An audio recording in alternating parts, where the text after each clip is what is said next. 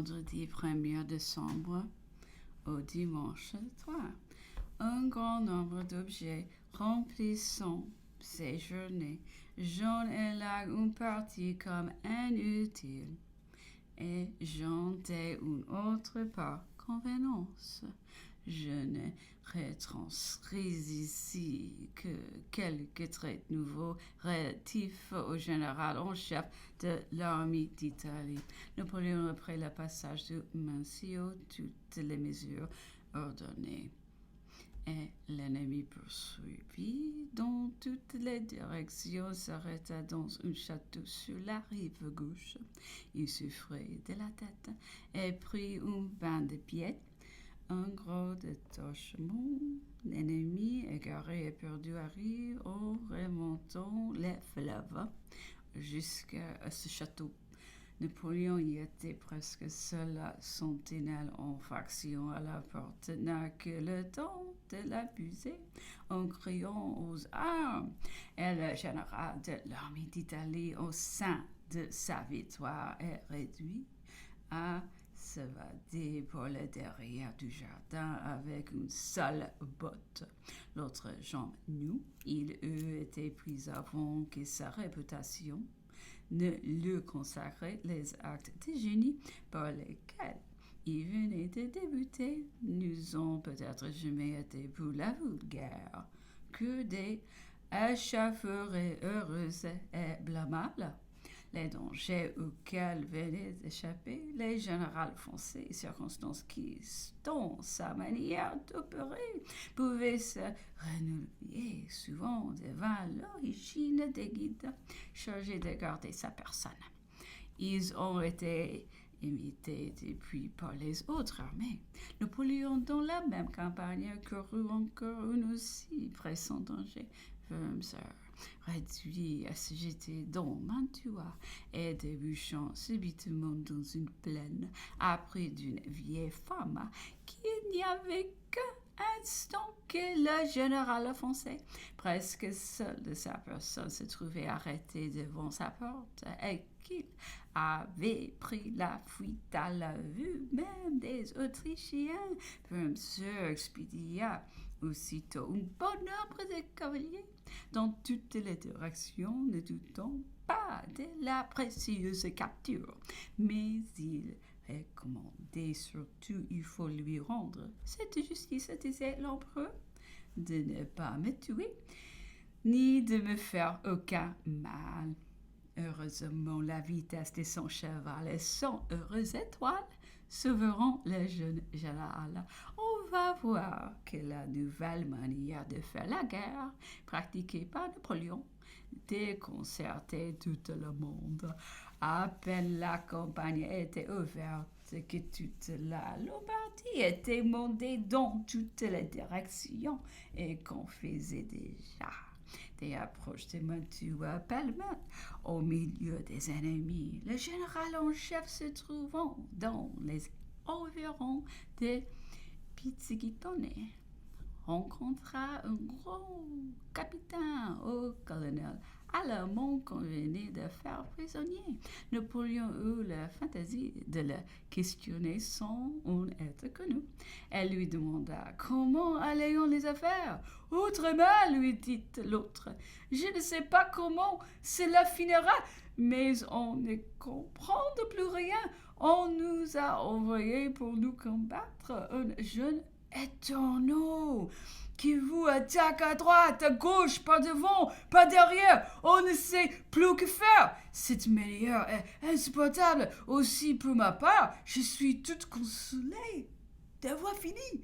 Napoléon disait qu'à la suite d'une de ces grandes affaires d'Italie, il traversa nuit 3 au 4e le champ de bataille dont on avait pu encore enlever les morts. C'était par un beau clair de lune et dans la solitude profonde de la nuit, disait l'empereur, tout à coup un chien sortant de dessous les vêtements d'un cadavre se lança sur nous et retourna presque aussitôt à son gîte.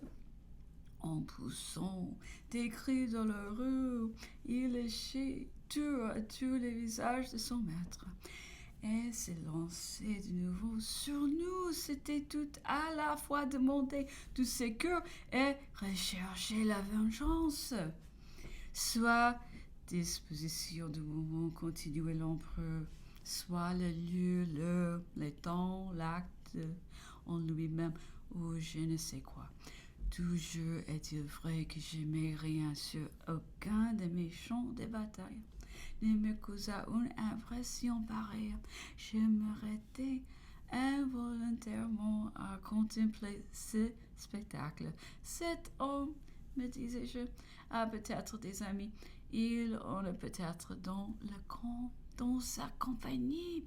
Est-il ici abandonné de tous, excepté de son chien? Quelle est sous la nature nous tenait par l'intermédiaire d'un animal? Ce qu'est l'homme et quel n'est pas le mystère de ses impressions. Je vais sans émotion ordonner les batailles qui devions décider d'où sort de l'armée. Je vais vous d'un œil sec exulter des mouvements qui amèneront la perte d'un grand nombre d'entre nous. Et d'ici, je me sentais ému. J'étais remue par les cris et la douleur d'un chien. C'est qu'il y a de bien certain, c'est qu'en ce moment j'eusse été plus traitable pour un ennemi suppliant. Je concevais mieux Achille rendant le corps d'Hector aux larmes de Priam. Lundi 4, mardi 5. Mes yeux étaient devenus fort malades. J'ai été obligée d'interrompre mon travail. Ils s'en vont tout à fait. Je les aurais perdus sur la campagne d'Italie. Depuis quelque temps, la température a prouvé une variation sensible. Au demeurant, nous entendions plus rien aux saisons le soleil passant dans l'année 2 fois sur nos têtes.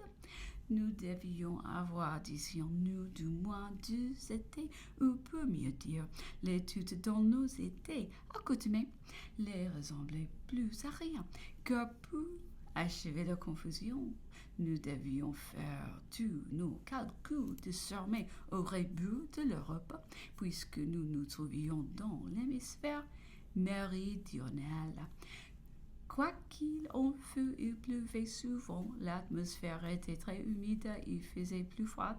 L'empereur ne sortait plus le soir, il s'enrhumait à chaque instant. Il ne reposait pas bien, il fut obligé de cesser de manger sous la tente et de faire suivre de nouveau dans sa chambre. Il se trouvait mieux, mais il ne pouvait bouger.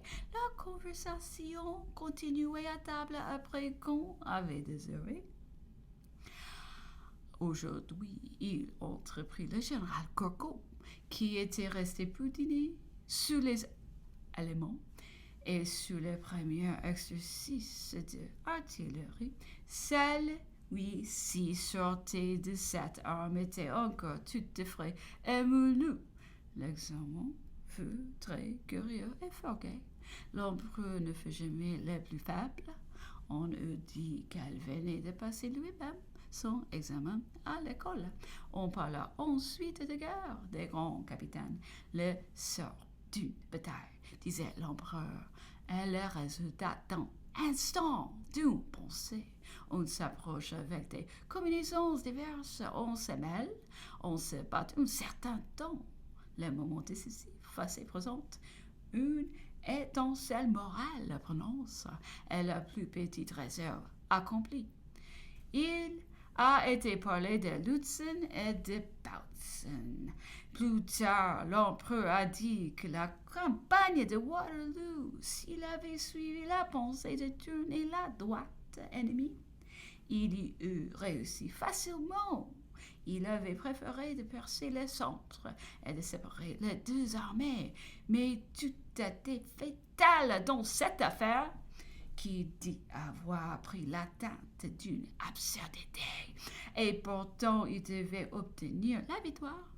Jamais aucune de ces batailles n'avait présenté moins de tout à ses yeux. Il est encore concevoir ce qui est arrivé. Grouchy s'est égaré, a-t-il dit, n'ait été tout hors de lui, dès l'on s'est rendu inutile, personne n'a été soi-même.